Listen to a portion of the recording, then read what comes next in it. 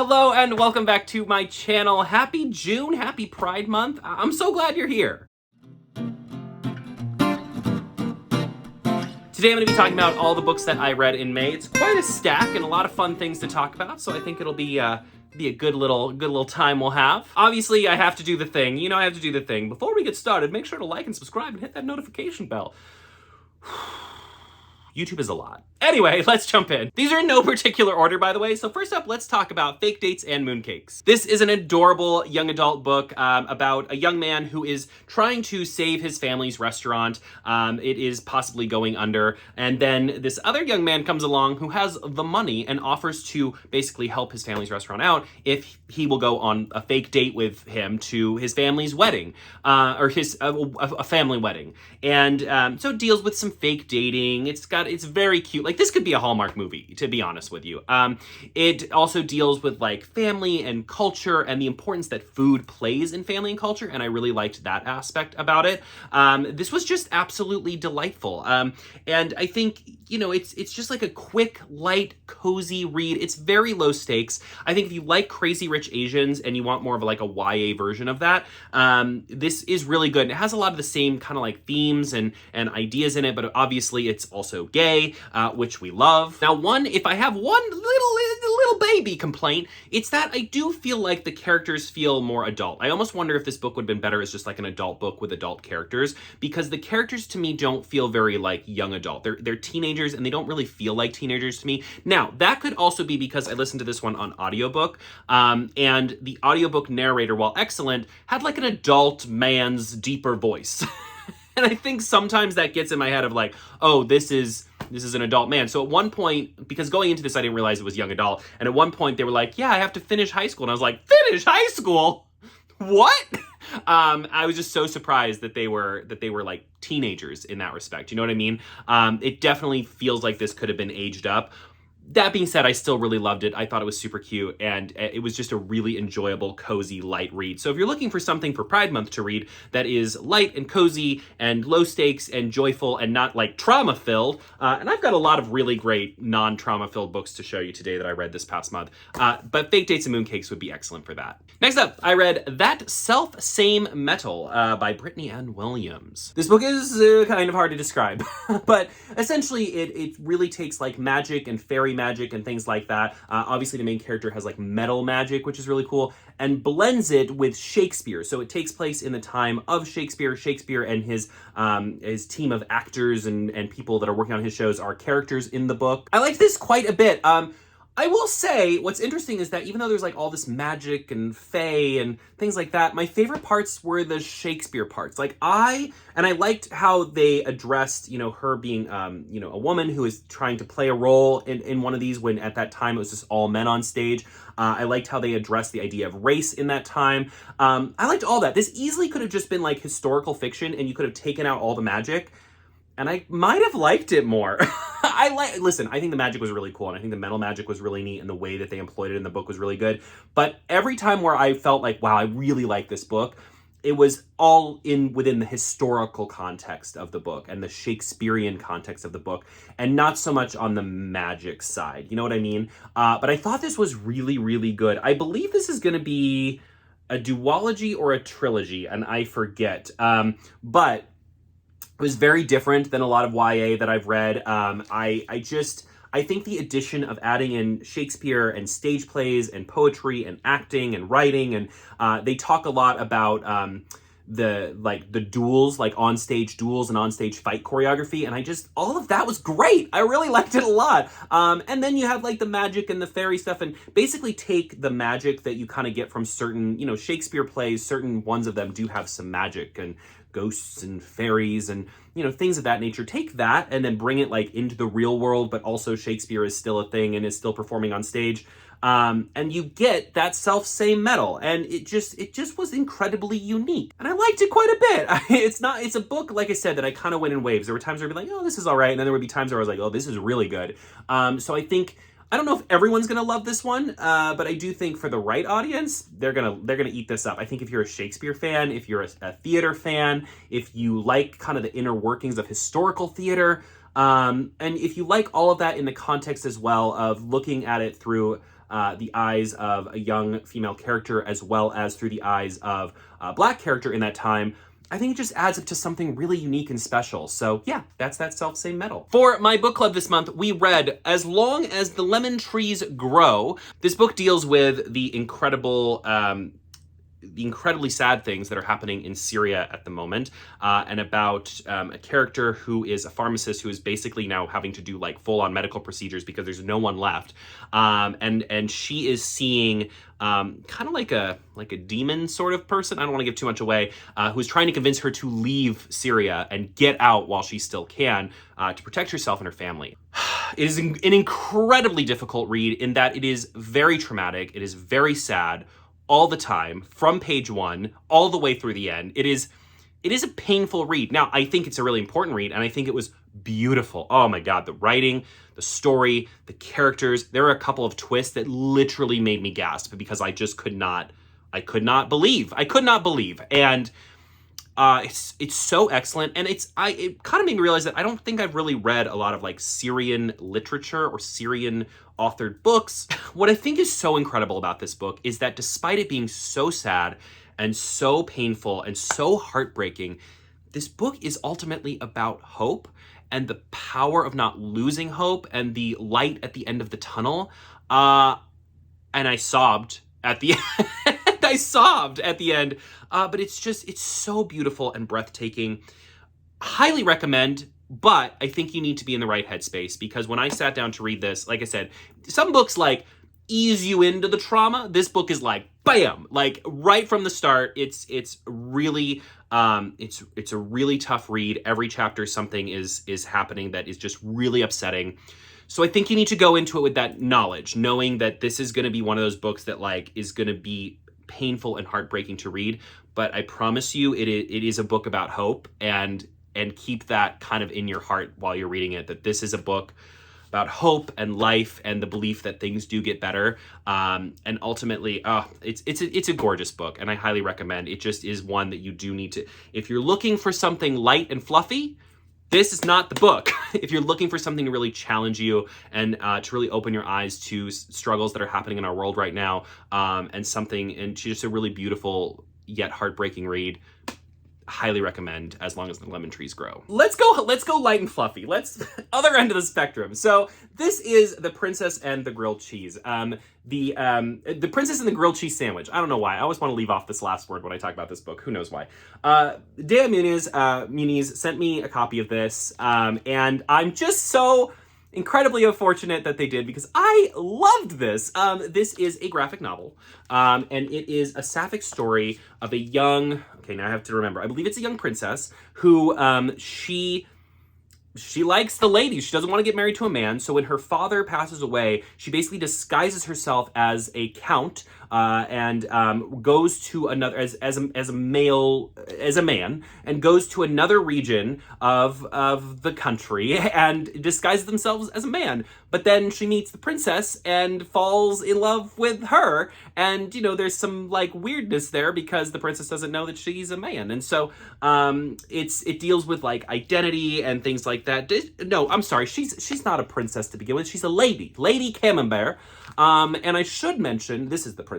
I should mention that every name of every character and every place is named based on cheese. So if you like cheese, everything's named based on cheese. It's so cute. And of course, the two of them bond over grilled cheese sandwiches. This was just such a joy to read. I loved every second of reading this. Was just such a joy and a pleasure. It's so cute, and it's so fun, and it's often very funny. And, it's just two characters that you kind of like see them falling for each other, but they know they can't really be falling for each other. But then, you know how these things go. It just was great. Highly recommend. It was so cute. And the art's excellent. I love the art so much. It's hard to see.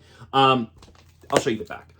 The art is so cute and so lovely. And if you're looking again for something light and fluffy and just feel good and just make you just smile the whole way through this book, that would be The Princess and the Grilled Cheese Sandwich. And it's just so great. And even if you've never read a graphic novel before in your life, if you don't read comics, you don't read manga, none of that, you can easily still, this might be a great place to start. This might be your very first graphic novel, and I think you'd really enjoy it. It's so cute. Highly recommend. One of my favorite things I read this month. So good. I continued my adventure with Narnia, with The Voyage of the Dawn Treader. I'm reading these in publication order, which I did not realize, I've said this before, I didn't realize that was so controversial, but apparently it is. I really like this one a lot. Easily my favorite of the series so far. I loved the high sea adventure aspect of it. I loved getting to see Prince Caspian again, and seeing kind of how he's evolved with the story. I loved Eustace's character, who starts out as just such a brat, but seeing him evolve throughout the story. This really gave me like Gulliver's Travels vibes, right? Like as we kind of stop at different ports and have like little mini adventures as part of this one big adventure. Once again, the ending made me sad because every time we get to a point where Aslan is like, oh, sorry, you're getting too old, you're not coming back, get out of here. It makes me sad. And I've said this before, and I'll say it again, and not to get too like personal, and I don't say this to like be like, I hope how I say this comes off as you understanding why I'm saying this. So I am atheist, but I grew up in the church. So I see a lot of the religious and biblical symbology that happens within the story. And all of that being said, even from a purely a story standpoint, I really don't love Aslan's character. I feel like he is such a he comes in, it's like very Deus Ex Machina. The characters will get into a bind and he'll just show up to kind of fix things for them. And I don't love it. From a story standpoint, it feels really cheap. I want to see these characters kind of figure things out on their own, but he often comes out in and like figures it out for them, and it sort of cheapens the experience of character growth for me quite a bit. And you know, so when it leans really heavily into the Christianness of the story, I feel like my brain checks out a little bit because then I feel like I'm being taught a lesson, and I really just want to experience this as like a fantasy story, but that sometimes gets really difficult because sometimes it's like, you know, Aslan shows up as a sheep and then turns into a lion, and you're like, oh, okay, got it. You're right, like, okay, I see where we're going. But all of that being said, this was easily my favorite of them so far. I just really loved this ocean-faring adventure, and I feel like as I read these, you know, when I read Lion, the Witch, and the Wardrobe, the four main characters really feel just like archetype characters. They're kind of just there to like, I feel like they're just there to say words, like to say lines, to take us into Narnia for the first time. But Lucy and Edmund, especially Lucy, just feel like such more real, like more real? I don't know. They feel like actual people now. Like, I feel like at this point, C.S. Lewis had grown to a point where he was writing like actual characters as opposed to just like mouthpieces for the story he wanted to tell. And I really loved Lucy, which made it even more sad at the end where Aslan was like, get out! We're done with you! You're too old for this! You're too old for this stuff, Lucy and Edmund! Get out of here! I don't know, that just makes me really sad, that aspect of the story, which I guess is kind of the point, right? Like, growing up is bittersweet, right? So I guess that's the point. But yeah, that was Voyage of the Dawn Treader. Next month, I'll be reading The Silver Chair, so I'm going to continue reading one a month until I get through all of them. Speaking of, I'm basically doing like 3 little series right now, right? So I'm doing all of Narnia, I'm reading all of Discworld, which we'll get to in a second, and then every month, a friend and I are reading a classic together. And this month, we read Great Expectations by Charles Dickens. I started this book and I feel like the first 100 pages I was into it. I was like, you know what? I think this is gonna be the first classic that I'm like, that I really like. That I really loved Pride and Prejudice. I shouldn't say first classic that I really liked, because I did really like Pride and Prejudice, but that's the only one that I liked so far that we've read. First 100 pages, I was like, this is the one. This is the one. I'm into this. I like this. I'm invested in Pip. I'm invested in his story. And then I swear to God, this story, at some point, this book goes off the rails into like deep, like racist, misogynistic, anti-Semitic, like it just goes in, like everything. And Pip just becomes so unlikable. Like I just really couldn't stand his character as the story progressed, because the more privilege he gets, just the worse he gets, right?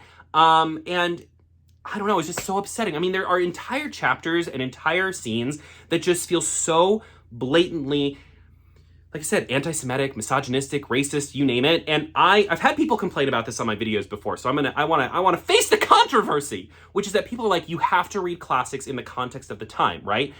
And I disagree/agree. I think, yes, you should read classics with the context of the time in mind, but I am reading this in the year 2023. It is impossible for me to read this without taking what we are currently living in into this story. And that's the entire kind of the purpose of reading classics, is to look at it in the context of the time, but then also to look at how it has aged, or how things have changed, or what maybe it means for literature today based on what it did at the time, right? The whole way that we analyze things is not just in one way. Nobody sits down to read a classic and is like, okay, as I'm reading this, I live in the year 1825, and I will have no thoughts of my current world as I'm reading this. Like, that does not happen. And if it does, I mean, great for you. I love that you can turn off your brain from the current state of the world.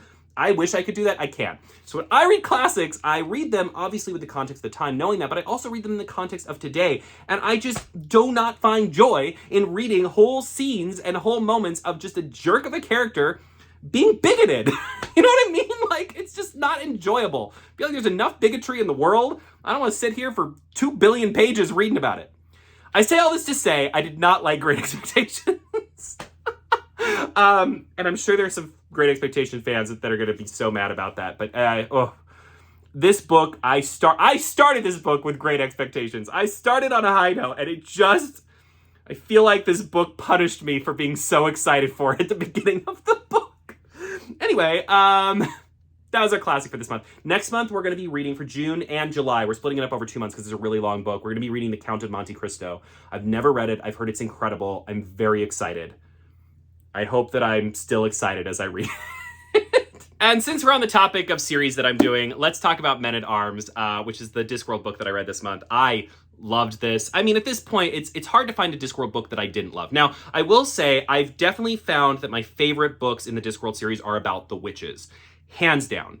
That being said, I liked this way more than the first book about the City Watch, the Night Watch, than I did. I like this one a lot more than the first one.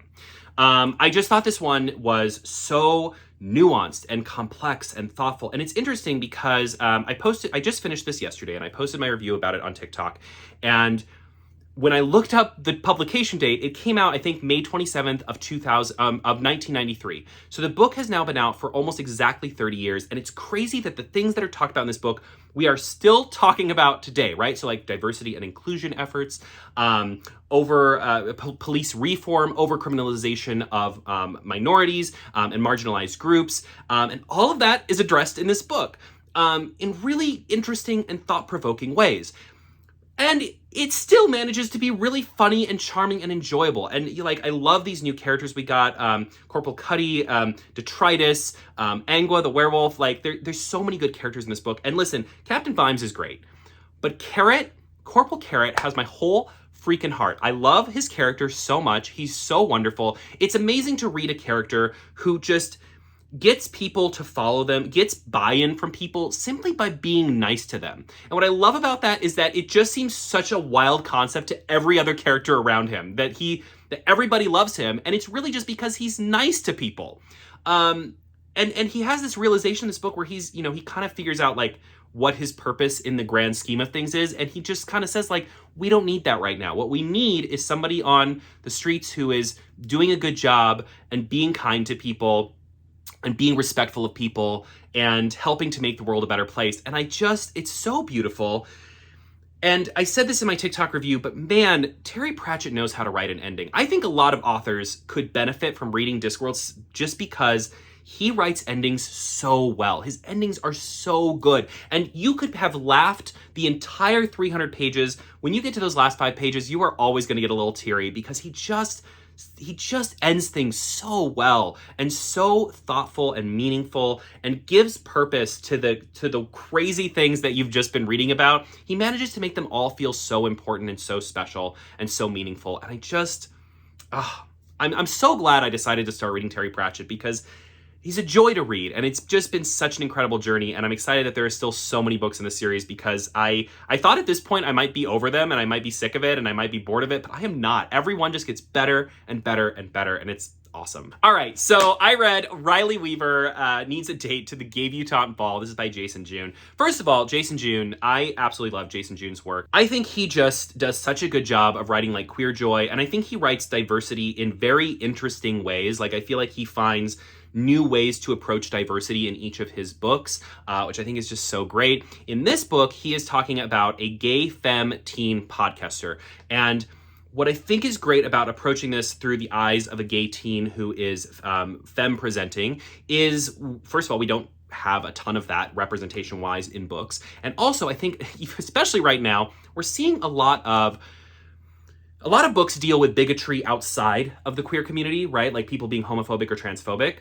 But this book deals with that within the queer community, which we're seeing a lot of right now, especially as we come into Pride Month. I'm sure, you've probably seen the whole LGB without the T thing. Like, there's a lot of that happening, and it's really concerning, and it's really upsetting. And this book really tackles that, right? So Riley Weaver overhears someone saying that gay guys don't want to date gay guys who are femme because otherwise why would they be gay if they wanted to date someone who is femme presenting? So Riley makes a bet with this person that he can get a date who is masculine presenting, that actually likes him for who he is by the time the Gaybutante Ball happens. And so it kind of deals with the way that we perceive people based on how they look, based on how they present themselves, in really interesting ways. I don't want to spoil anything, but it really tackles a lot of different moments of how we look at someone and how they act, and how we make assumptions based on how they act and how they look. And Riley is also guilty of this. Like, Riley has a couple moments where he makes assumptions about someone else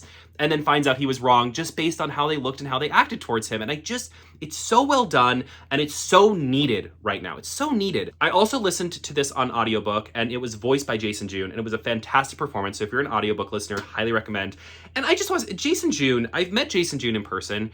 One of the kindest, most joyful, like, how some people are just like a ray of sunshine? Like, when you're around them, they just make you feel happier on the inside. That's how I feel every time I interact with Jason June, and that's how I feel every time I read one of his books. And so I loved this. And if you're looking for something just joyful and a little bit different than the other, like maybe queer books you might be reading for Pride Month, I think this is definitely worth giving a look, because it's fun, it's cheery, it's joyful, but it also deals with some really important topics, especially right now, in the queer discussion that we're having at this moment in time. It's a book that is both a delight to read as well as also very important. So Riley Weaver Needs a Date to the Gaybutante Ball. Yo, I am long-winded today. I'm so sorry. Are you still here? Are you okay? Do you need to go get some water? Do I need to go get some water? I don't know. Let's keep going. Okay, so next up, I read Creatures of the In-Between by Cindy Lin. This is a middle grade book, and it deals with a young character. I believe his name is Jin. Yes, I read this earlier in the month, so let me refresh. So this is Jin, and he wants to become the emperor, and in order to do so, he has to bond with a mythical creature, but the mythical creatures have all kind of like gone away, so he needs to find a way to this island where the mythical creatures exist in order to find one to bond with, in order to take his place as ruler. So it's got some coming of age elements. It definitely has like Princess Mononoke vibes. It definitely gave me that. It definitely gave me some Spirited Away vibes. It had like a little bit of like a hint of like How to Train Your Dragon, a little bit of a hint of like Pokemon. I'm naming all these things because I love all of these things, and it was really cool to see them all come together in this story. And just a story about leadership and what it means to be a leader, what it means to put others before yourself, like put the people around you before yourself, put the creatures around you before yourself, and the power that has, right? Like empathy and the idea that those around you are important, and not just important because they're your subjects or your friends, but important because they're important people, and the power that putting them above anything else can have in your life. And also, on top of all that, it's just a really exciting adventure full of really interesting creatures, really cool mythology. Like I said, I think if you like Spirited Away, if you like How to Train Your Dragon, if you like anything Studio Ghibli, if you like How to Train Your Dragon, if you like Pokemon, I think you'll really enjoy this. I also really appreciate, like, this is a middle grade book that reads like cozy fantasy. So even if you are an adult who is like, I can't read middle grade books because they're for children, this is a middle grade book that feels like it's for everybody. It just imagine it's a cozy fantasy, if that helps you get through the day, and just read it. It's really a joy. And I mean, look at that cover. It's beautiful. I'd never read anything by Cindy Lin, but apparently she's written some other things, and so I definitely want to read more of her work, and so I'm going to be probably trying to get 12, which is the book that's mentioned here, so I can read that as well, because I thought this was just wonderful. Just look at lots of fun creatures to experience. So recommend. I read I Like Me Better by Robby Weber. Robby is someone who I've been following for a long time before he ever got into the author space. This is his second book, and it's again a really great queer joy book. So this deals with okay, so some things I really liked about this book. I really liked that the main character like the characters who are gay in this book are out from the beginning. We're not dealing with coming out. I think coming out stories are incredibly important, but I also think it's great to just see gay teens being themselves and already kind of having gone through that trauma and seeing them just kind of living their lives and dealing with the other problems that can maybe come along with just like dating and relationships and things like that. And both of Robby's books are like that. They don't deal with the coming out aspect of being gay, and I really appreciate that. The other thing that I think was really cool about this is that the main character, who is gay, is the star athlete of his soccer team. I feel like we just don't see that a lot, right? Like, I've read a lot of books where like gay people are struggling to be on sports teams, and obviously that happens as well. But I thought it was really empowering to see a character who was like the star of their team. I thought that was very cool. It also deals with like conservation and protecting the oceans and wildlife. And the big thing about this is this book deals really heavily with empathy, right? The idea of what it means to be a leader, what it means to take care of your team. And if you've ever read Brene Brown, there are a lot of moments in this book that make me think of Brene Brown, right? The main character often talks about like showing up. Like, what does it mean to show up for your team? What does it mean to show up for your partner? What does it mean to show up for your family? And he really struggles with that. He really struggles with this idea of like, well, how do I give feedback? How do I motivate? How do I show up for people, right? And I just thought it was really good. It was a lot of really good lessons for young people that I think young people maybe don't get taught as often as they do. Stuff that I feel like I got taught in when I was working in like a more of a corporate side. It was stuff that they teach that's really great for like interacting with and really getting to know people on a personal level. And this book addresses a lot of that in a really fun, like, light way. So that was I Like Me Better. I thought this was pretty good. And again, it's really pretty low stakes, no trauma. It's a really nice, light, happy, like, beach read. It's like a beach read. So if you're looking for like cute, gay, rom-com beach read for the summer, highly recommend. All right, we're down to the last two. This is a long video. I'm so sorry. Next up, Cursed Cocktails. Oh, I loved this book. Okay. So this is going to get compared a lot to Legends and Lattes, and I think that makes sense because the author was heavily inspired by Legends and Lattes. What I love is the characters in this are older, so the main character is retired. He was kind of like a blood mage, and he retires, and he basically goes to this town and ends up opening a bar where he can serve fancy cocktails. And yeah, and it's gay and it's cozy and it's just so cute. I think if I think about it in the context of Legends and Lattes, I think Legends and Lattes maybe has a few more side characters that are a little bit more interesting. Like the side characters in Legends and Lattes kind of make that book. I mean, the main characters are great, but the side characters are also just phenomenal. The side characters in this were not, I mean, they were fine, but they didn't like pull my attention as much. But I really loved the two main characters and their journey to like basically like do something special. Like I think I mentioned this last month with Amina El Sarafi, but I'm just really right now loving stories about older characters realizing how much life they have left to give. And I just think that's so special.